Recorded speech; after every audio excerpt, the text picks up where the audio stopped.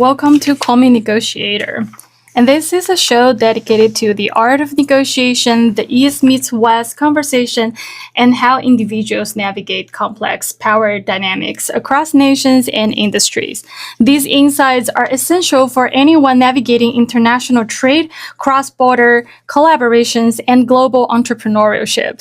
欢迎收看，请叫我谈判专家。在这里，我们不仅探讨中西方文化的碰撞，更聚焦真实的实战博弈。I'm your host, Charlotte. My perspective is grounded in my background studying law in Chengdu, China, and negotiation at Columbia University in New York. I'm currently specializing in AI-enhanced negotiation training at Ivy's Lab at SFU in Vancouver.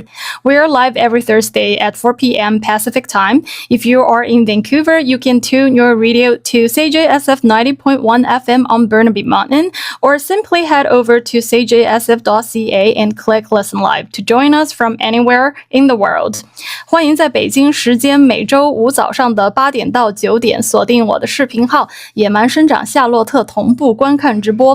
Joining me today is Natasha Raju, a sales representative with Summit International Trade Services Customs broker, specializing in guiding Canadian importers through complex customs compliance, duty management, and cross-border logistics strategy.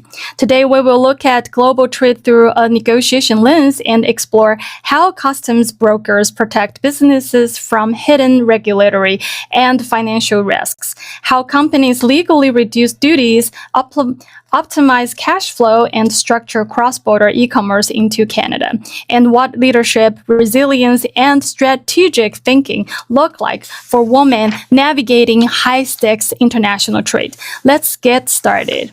Hello, Natasha. Hi, Charlotte. Thank you so much for having me today. Yeah, right. I'm so happy to have you today here.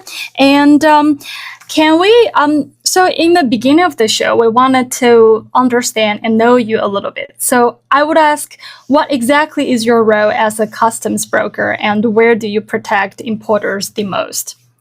Okay, so a customs broker is a licensed broker authorized by CBSA to represent importers, Canadian importers, ensuring the legal, compliant, and efficient cross-border movement of goods.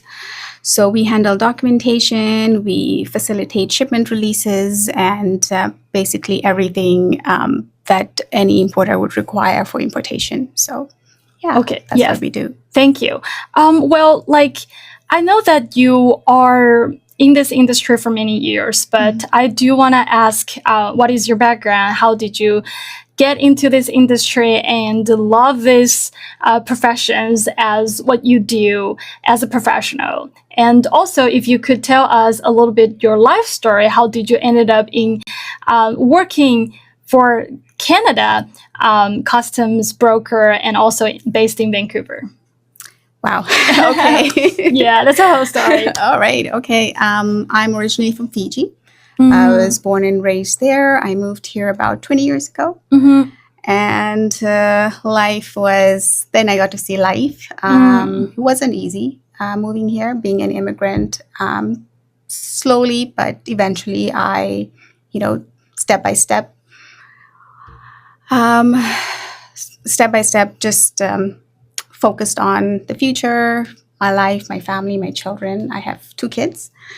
I went to school in dentistry. I worked at a dental office for a few years, and then I had to quit that job because it was a daytime job and I needed something night shift to accommodate my children. They were younger at the time. And I ended up working for a customs broker. And what happened was that I ended up liking what I did. Right. So that's how I got into the business. I never had any knowledge of this, that there was something like this available. But because of that situation in my life, I ended up working for a customs broker and then liking what I did. And then from there, the journey is history now. I have been working step by step from a admin position, junior rater, to a senior rater, to operations supervisor, and then now I am a sales representative with the Summit Customs Broker. So it wasn't easy, stepping up, but I'm glad the people around me, especially the people that I work with, I want to say I'm truly blessed Mm-hmm. to be working for the company that I am, because they truly saw potential in me and helped me achieve my goals and see things that I didn't even see. So yeah, so that's my journey, and that's how I got here. Oh, that's awesome. I didn't meet in many people, or probably you're the first one that I met in Vancouver who originally come from Fiji. Oh, Fiji, right? yes. So yeah, like that's really awesome because from what I see, Fiji is like island heaven or something. So It is beautiful. yeah, if you ask me, I wouldn't understand why you move out from the heaven. But like Vancouver is great. Don't get me wrong. Yeah, so like. But I understand, and I met you in a very professional setting and environment. We met in the Chamber of Commerce, business and entrepreneurs and professionals networking session. So I saw you in a very professional lens, and you do provide me a lot of professional knowledge. Well, to get into the topic and helping our potential clients and customers, and or normal people who wanted to do cross-border e-commerce or business, I'm just gonna ask some questions about helping us to understand what this job or what your company can help us to do. So beyond paperwork, what real risks does a broker actually protect importers from? So there's a wide range of things that that brokers help our importers. Right. Some of it is from starting off documentation. You have to have proper documentation, and then not just any documentation. You have to make sure the proper information is in the documentation as well. So say, for example, Charlotte is importing a container of cosmetics from Germany. The documentation must have who the supplier is, who the importer is. If you have a separate delivery location, you need to make sure that that's there as well.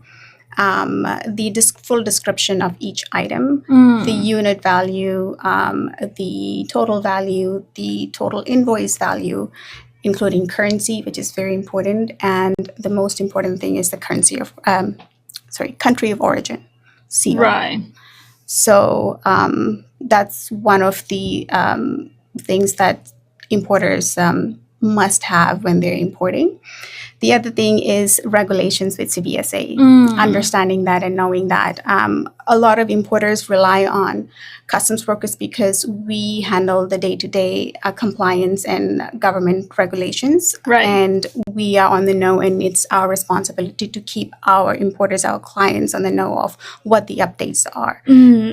Currently, there is a storm going on with these tariffs and there's a lot of updates, and there is a lot of questions. So the brokers here, in my experience, our organization, we've been really focusing and educating ourselves on these new updates. A lot of it has to do with the government updating to a digital environment from going back paper. So there's no paper anymore. Right. So that has been a challenge, but that's why the brokers are important, is to help our importers ensure that they're in compliant and regulated with the government when they're importing their goods into Canada. Right. So you mentioned about CBSA, which I understand stand for Assessment and Revenue Management. No. So CBSA is Canada Customs Border Agency.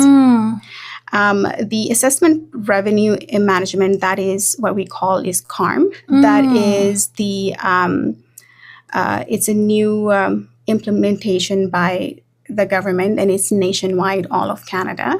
Basically, what this is the CARM project. It launched in October of 2024. And it is a major digital modernization, shifting the responsibility of paying government duties and GST to the importers. Right. So the importers are now responsible to ensure that they are paying their duties, GST, to the government, rather than the brokers paying that on their behalf. So that's the update, and that's the shift, and that's what CARM stands for.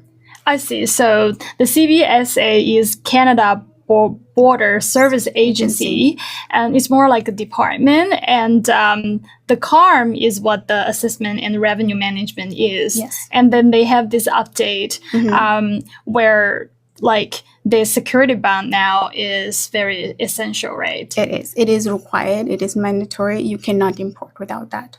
Right. Like, so that the broker can help with that, or it requires ourselves to do it? Our organization, Summit International, we do provide a service for our importers, existing clients, new clients. We provide a service where, because it's not that simple, it's a bit complex when you are registering yourself on the COM portal. The issue with it is that the experience I've had is that when importers or somebody who's not very computer savvy, they try to do register themselves, they run into obstacles and situations where when the broker tries to help them after the fact, then it creates difficulty on getting those updates and corrected, which delays the process. Right. So what we do is we offer the service to our importers, our new clients, our existing clients, and we tell them this is what it is. We send them all the instructions, A to Z, step by step. And we also offer a service where we have a team who specializes in assisting the importers registering for that. Not only we assist in registering, we also offer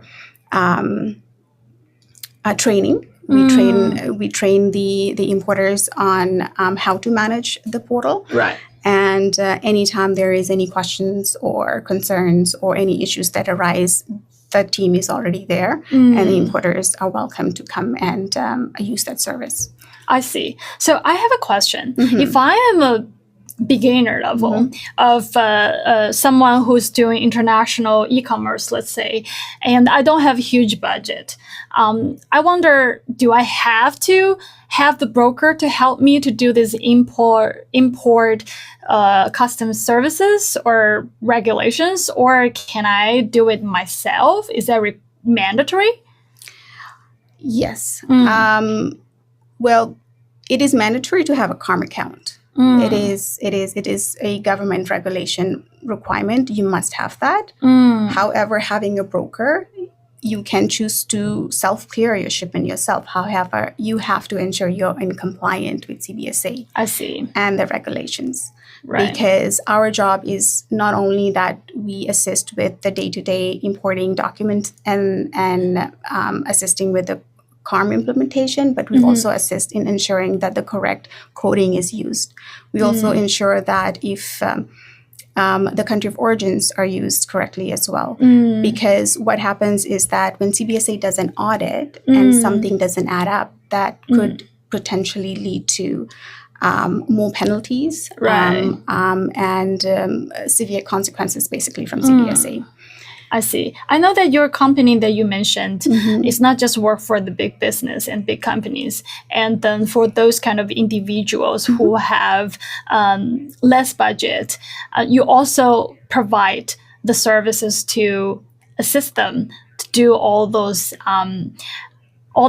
documentary and the other things, right? Yes, of course. Yeah, right. Yeah. The service is for all commercial importers. We do not handle any personal shipments, but anything commercial, we do assist with with importers like that. Yes, I see. So even though those things could be cost money, but it's mandatory by the government, and also it can possibly help them to save more money by falling to the pitfalls, right?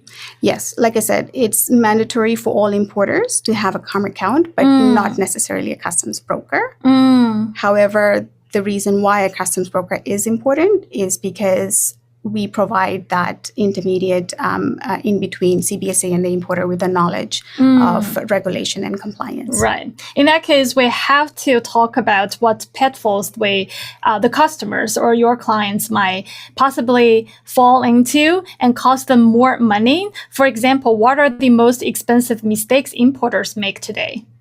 That would be undervaluation of the commercial invoices and HS classification. So that is the HS classification is the homogenized coding that we declare that to CBSA. I see. Yeah. Well, which product categories carry the highest hidden regulatory risks in Canada? It's pretty much in general. It could be anything. Right.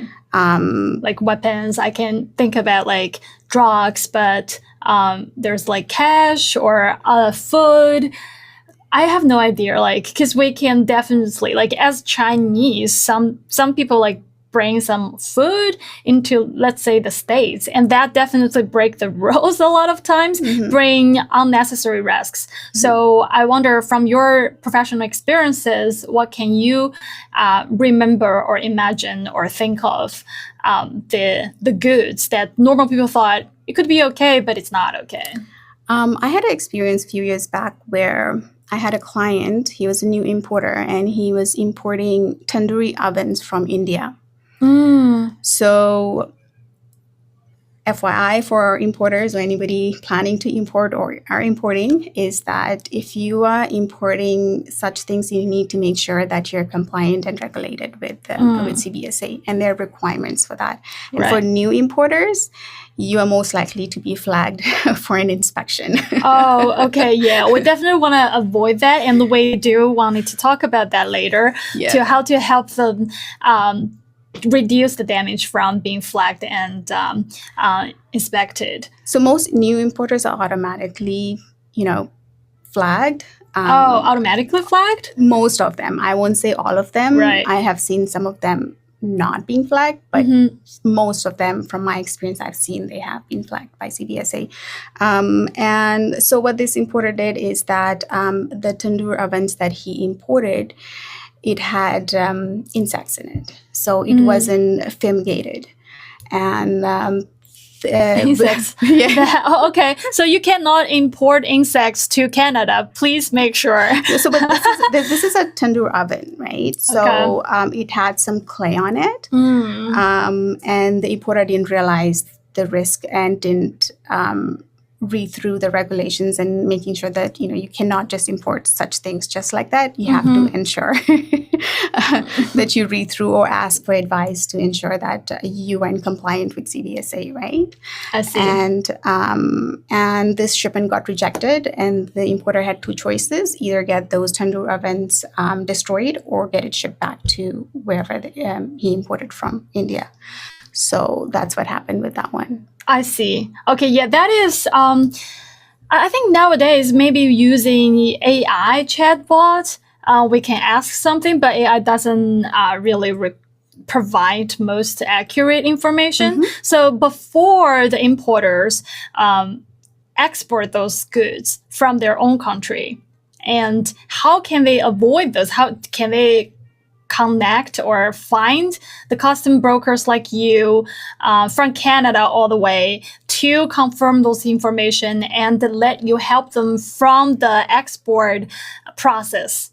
Definitely. And that is why there are customs brokers, is to assist importers with questions like yours. So if there is an importer and they want to import something and they're not a client, we can assist with consultation. We do provide that service, a consultation service. If you want to be an importer with us, you want to be a client with us, definitely those services are available with Summit Customs Brokers. Right. So I actually did some research by doing, for example, like somebody wants to do some international e-commerce business, right? And there are two types of those e-commerce business or choices for beginners. The first is that they sign up with delivery or shipping companies, let's say to Amazon or to Walmart or to Costco, right? Mostly that those people, individual business e-commerce owners, that they would probably choose the delivery or shipping companies that covers everything. And however, the interest, the money that they make would be a lot less.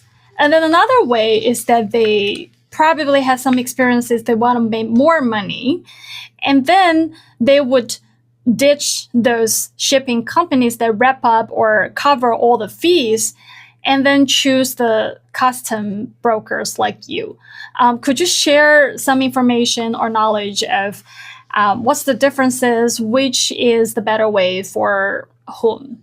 Okay, so we're going to talk about DDP and DDU. So DDP is delivered duty paid. That's the acronym for it. And what it is that DDP is an international trade agreement where seller assumes all responsibility, risks, and costs, including shipping, insurance, and customs duties, until the goods reach to the buyer's door. So say you ordered a package from Amazon, it's gonna, whatever price you see on Amazon, that's the price you pay. Right. So that's what DDP is. For DDU means delivered duty unpaid. So this frequently results in customers incurring unexpected customs charges upon delivery, which is a significant factor in contributing cart abandonment and bad reviews. Right. So when we, as a customs broker, when we look at this DDP or DDU, if we see DDP, we do not customs clear those. We send it back to whoever the carrier is for that shipment. So that would be whether FedEx, UPS, or DHL. Okay. For DDU, if you are a client of ours, that this is where we will come in and assist the client with getting that shipment customs cleared from whichever carrier they had used. That's whether UPS, DHL, or FedEx. Okay, so I think for business owners, they really care about the budget, the money, and the potential cost for damage or the revenues, right? And I wonder, is there any way that you would suggest us to choose which way fits me more? Like, where can I compare the selections? Unfortunately, that's not something that we do as brokers. That would be something that your freight forwarder or your shipper could advise on better. Because what we do is we do the paperwork for you that goes to CBSA. Right. So we don't see the goods, the physical goods itself. So there's no way we can assist you with that. So that would be something your carriers, the UPS, FedEx, or your shipping company or supplier can assist you with. Okay, so as a beginner e-commerce business owner, then I just need to make sure that in what way I need what kind of services. If I choose DDU, then that means I need your help. But if I choose DDP, then I don't have to bother you and I can save time for consulting. Yes. Yeah, right. So, yeah, and then when we talk about like the story or the clients that you said who ship this insects from India, like not necessarily insects directly, but but then got flagged and also got a lot of penalties. Penalties. So I understand that you, as a custom broker or your company, help those customers to reduce the damage from being flagged or seized. So how can a broker realistically reduce the damage? There is no way that any broker can do that. Right. The inspections and anything to do with any inspections, that's at CBSA's discretion. We have no control of even getting any shipment that's been flagged, being inspected or released on time. That is a government operational situation where they have their requirements to follow. Right. And also when your shipment is flagged for an inspection, even CBSA has, their regulations that they need to follow before they can release the shipment. There are reasons why they flag, or sometimes they're random inspections. We don't know. But unfortunately, the brokers cannot assist with expediting that in any way, or telling the client or guaranteeing the client that won't happen.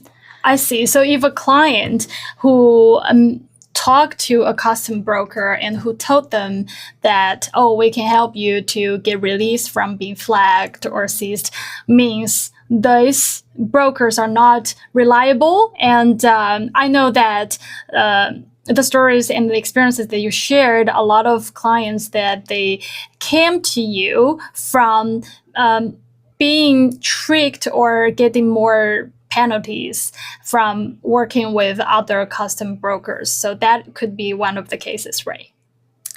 Well, if you're whatever that you're importing, if it's compliant and it's regulated, then you have nothing to be worried about. Yeah. But if there is, that's when you need to be worried about, right? Okay. Is that you're going to get a penalty. Right. Right? Because if CBSA is inspecting, like I said, they have their reasons to why they're inspecting. Even the ones that they randomly flag, it just happens. I see. So that's how, and in this day and age, there's a lot of illegal stuff's happening, across nation and country. So it's really hard to say. Like, that's why we cannot guarantee no broker can guarantee you that your shipment will get an easy pass through customs. It doesn't work that way. Yeah. So if anybody promised you that, they can get you to get out of this situation, then don't believe them, right? Because they probably just wanted to land the deal by overly promising.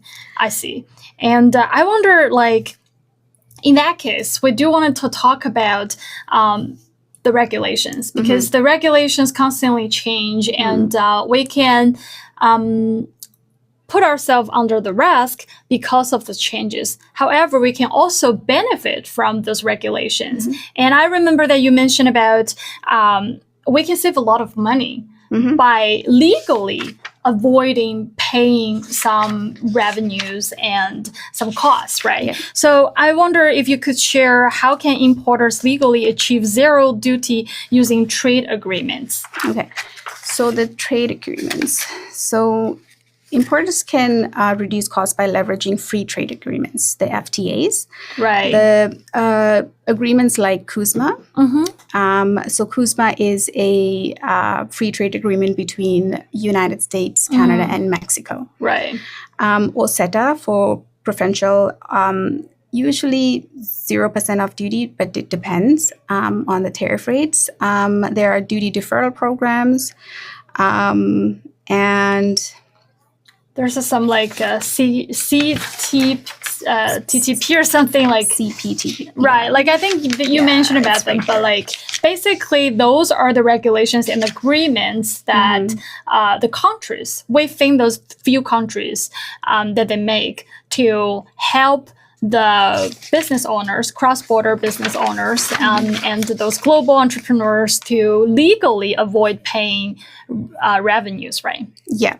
So, like I said, importers can leverage from free trade agreements, FTAs, like CUSMA, the United Canada States and Mexico, CETA, which is the Canada and EU, the European Union, right, and the CPTPP, which is the Comprehensive and Progressive Agreement for Trans-Pacific Partnership.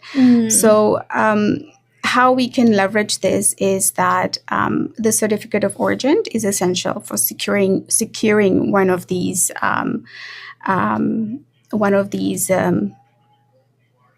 trade agreements. Right.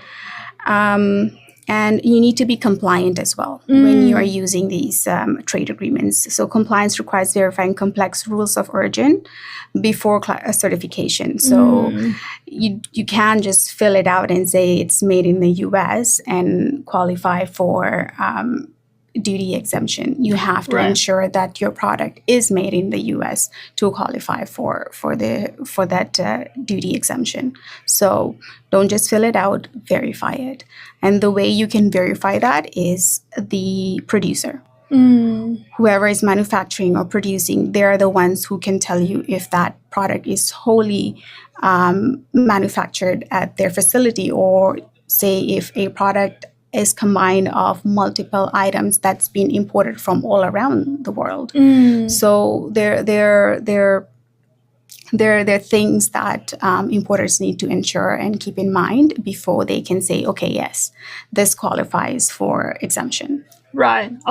Okay. Thank you so much. And I think that regulation is a very important part in the knowledge for us to acknowledge that verifying it. But then, if you are telling the truth, you can avoid those. Don't overly pay. And if you don't report it, then you probably have to pay for it.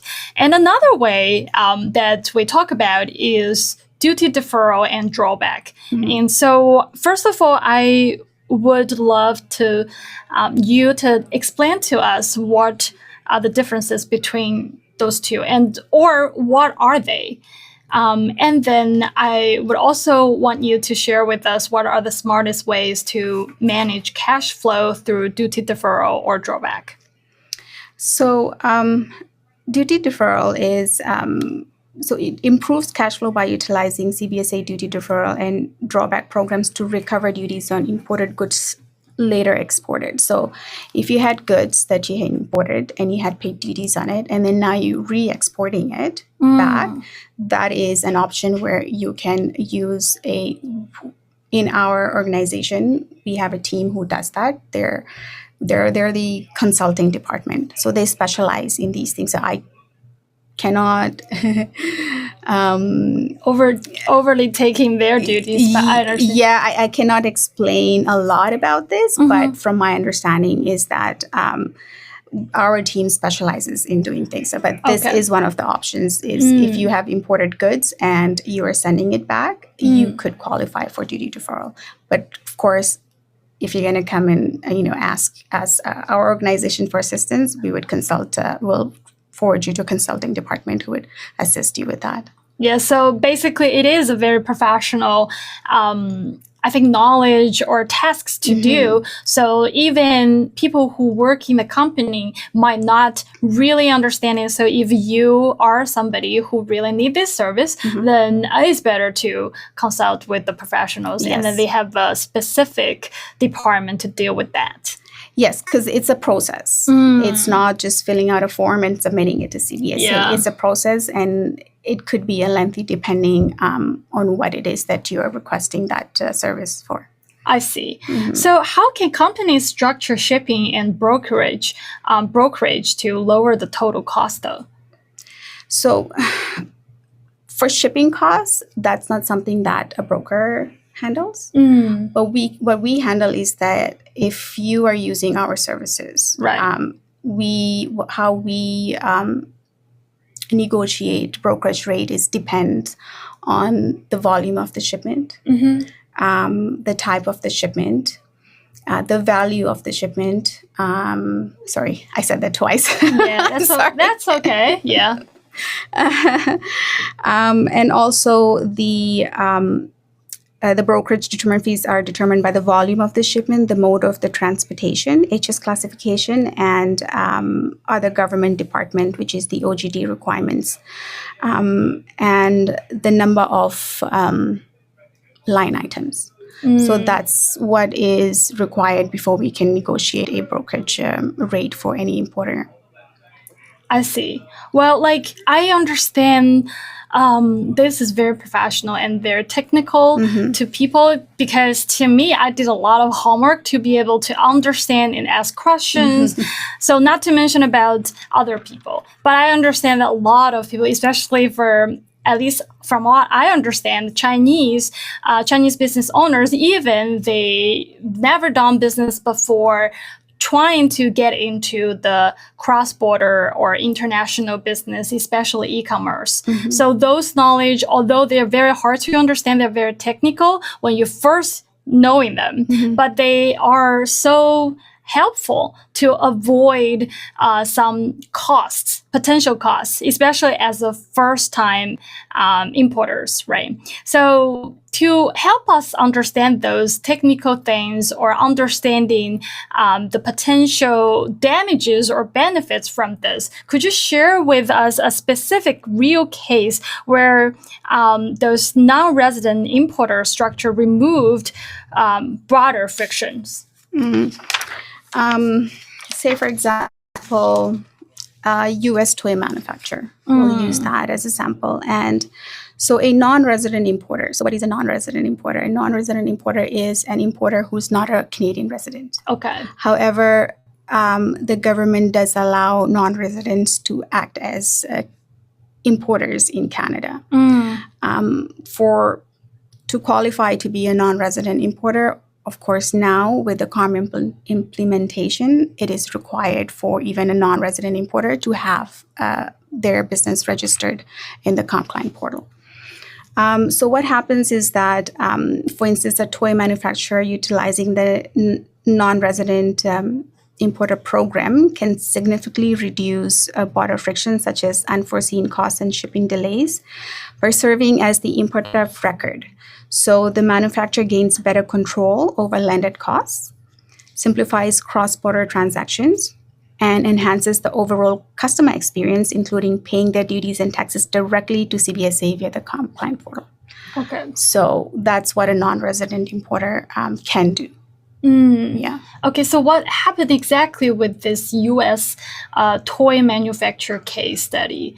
Like, what is the story, if you could recall, or if you can find other stories that for normal people to understand the real case study, like what happened and this person benefit from your service, or this company got penalties from not having the good help. Again, it would be, this is just an example. It's not an experience, but an example using this scenario. I can say if it's a non-resident importer importing toys into Canada, right, and they're using a brokerage service, that is as Summit Customs Brokers. And what we would do is that we would assist the non-resident importer same as we would assist a Canadian importer, a resident importer. So all the information, all the regulations, all the services and assistance that we provide a Canadian importer, we would provide that to a non-resident importer as well. So if we have a Chinese non-resident importer, the services would be the same for them. And the way they can save money is, as I said, that non-resident importers, they can such as unforeseen costs. So they can like reduce broader friction, such as unforeseen costs and shipping delays, by serving as the importer of record. Okay. So they become more visible of their shipment moving from origin to destination. I see. Well, thank you so much. I thought those knowledge would be really helpful for first time, especially for beginners who's trying to choose the services, who doesn't understand that those process after their goods got out from their own country and get into or imported into a new country, that there's a lot of things that could happen. So it's not really like you sit at home and click something in front of your laptop and everything is done, because that's what exactly I saw on social media. It's like people trying to teach other people that, hey, you can do the e-commerce, you can just put your own thing on Shopify or on Amazon, at least from some the Chinese social media platform. And I saw a lot that they buy my course because I'm going to tell you where you just need a laptop and sit at home, click something, and you will start to make money. And the thing is like it's not that easy. Otherwise, everybody is getting into this field, and we don't have custom brokers or agencies like your company to do all those complex process. So we wanted to warn people like, oh, there are a lot of pitfalls that you can fall into. So it's not like you have to pay money to hire the big agencies to do complicated process, but please make sure that you wanted to check out their website and check out the information before you choose to invest in this area, right? So, well, like after all this professional and technical knowledge, I have to ask some questions to understand you as a professional female.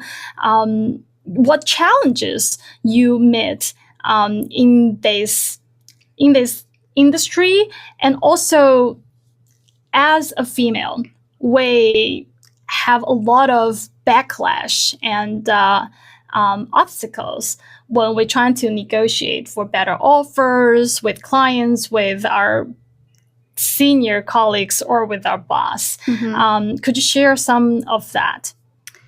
Yeah, for sure. As a woman demanding in sectors like this, like a customs broker and logistics, for me, my experience has been the motherhood penalty. So basically what it is, when you have a family and you're a single mom, there's a lot. There's a lot personally and there's a lot professionally. Okay. And what happens is that personally you end up taking extra time off because you have to accommodate your family at home. But at the same time, what that does is that it takes you away from your professional job, from opportunities and growth, and it's just not fair. Yeah, I know. Like that's, it feels like weird because for women to say, hey, it is not fair. It sounds like nowadays it's already become a challenge itself, right? Again, this was an experience for me in the past. However, the organization that I work for now, I feel I'm truly blessed that I work for an organization where they recognize potential. And what they do is that my seniors, my superiors, I've been with the company for 10 years and I have grown. And I have grown because of the good leadership that was provided. And even with these, the motherhood penalty, the obstacles of, what my family was requiring from me, my work provided the option to work from home. And, that helped me accommodate my personal life as well. Right. At the same time, as life is going on, they're also encouraging me to, break boundaries. I come from a background of customs brokerage. I do day-to-day daily data operations. And from there, I was offered this position, a sales position, where I am in the front of clients on behalf of my organization, trying to get business and to let our importers know that why are we different than other customs brokers and what is the service that we provide and things like that. So, I've always been behind the desk, never up front. So this has been a journey and an experience. But at the same time, as much as it is a challenge, I'm grateful again for my organization for providing training, not only for mentorship or leadership, but people speaking skills training as well. So I want to say that, again, I'm blessed and privileged to be working for an organization that supports women like that. So it truly is a blessing. Yeah, I thank you for sharing. I really understand this. And I went on the social media before and I realized there's a lot of topics and the noises that kind of make male and female against with each other. But I have to say, it's really not just about gender. There are a lot of males, especially, I have to say, from our audiences group, from I'm not trying to just kind of please them. They are truly supportive. They give us a lot of compliments. A lot of them are males. So there are people, and also the males that I met in my life. Yeah, some of them, no matter what their gender is, they're just kind of being haters. But then a lot of them, they are very supportive. They are bothered by all those gender theories. I would say it's really not about the gender. It's more about the structure that the society, the environment that from the history that caused, right? For example, like females, when in negotiations, we turn to be asked by the investors or the clients with prevented focus questions, like, oh, how can you make sure that you do not lose money from what will want or in the future plan, where males tend to be asked for promoted or promotion focused questions where what do you see, how many money, or what is the future plan, how much you could expand for the company in the future. So those are the differences. And I would say it's really not about if the investors or the clients are male or female. It's more about the overall the overall structure or most of the society saw and the image put on us. So those are from the research that I read, and I feel like it definitely fits the reality, the real experiences. In the past, that definitely has been the case, where it's the gender that's being recognized for promotion, for seniority. But in this day and age, from my experiences, I have learned that at least for me, where I am now, I see a balance. And it's not just how masculine you look, it's about what you have here. Yeah. I do agree. I feel like I would call it more like a revolution that happened in definitely not just China, but I think this revolution happened faster or slower in other countries than in China. But like in China, I would see it as more like a revolution where people start to feel like this is unfair. And the funny thing is, like, the female group feel this is super unfair by being asked, how do you balance the family and the professional duties? And the males also feel super unfair because they feel like I have to take the most heavy role or the most duties in the professional way because I have to support for the family. This is the whole society expect for males. However, people don't understand me and then they still blame me. And also there are some like special requirements for engagement and marriage to Chinese males. So everybody feels unfair. And this is really funny. So after this revolution, I think it might be a good thing because people find that they have more choices to choose whoever agrees with you. And because everybody put their voice on the table, and then we probably understand each other's situation more and trying to be taking some responsibilities and share the responsibilities, right? Definitely. For me, professionally, I want to say as much as, my male coworkers, my seniors, the women too are working hand in hand. We are a team who gets the job done. Doesn't matter if I don't know the answer, the other one will help me assist and work through that. Other than like in the past, it would be like, it would be more men at taking that initiative. Okay, you should know. But no, it's not, like I said, it's not the masculine, it's what you know, the knowledge. And it could be shared equally. Yes, I do see this environmental or societal perspective getting changed. However, there are still a lot of voices, or there are still group of people they have the bias towards to what males should do and what females should do. So as a professional female, I wonder what the perspectives or what the tips for female professionals to prove themselves that, I'm actually no worse than different gender for my professional work.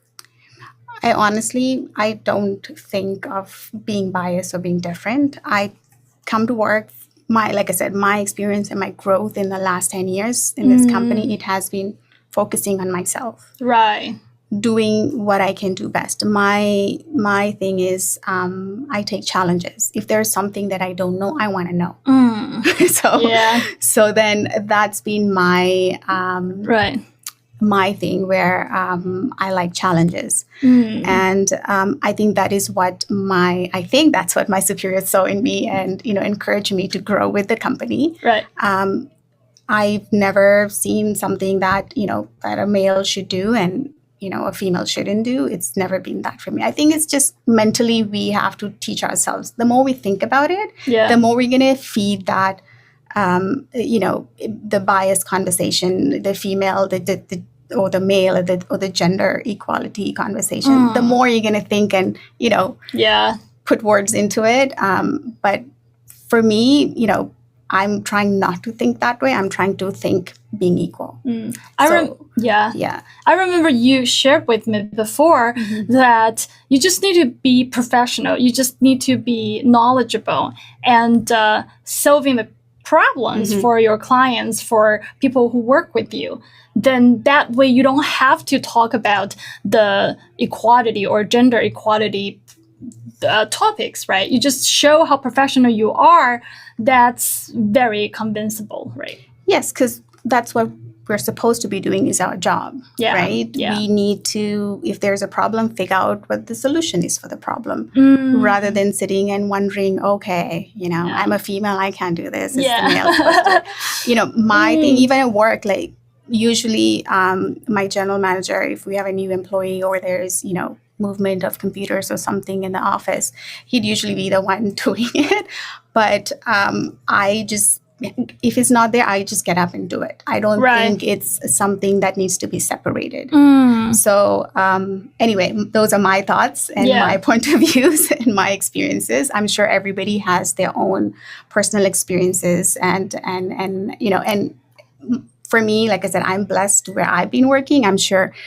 And I have worked for places where I was not happy. So I'm sure there are people out there who's not happy with, certain things and certain behaviors. A lot of it is mentality, right? The more you feed that topic and that conversation, the more you get consumed in it. Right. Yeah, and the motherhood experience did bring resilience to you and make you become someone who has better leadership skills, right? Definitely.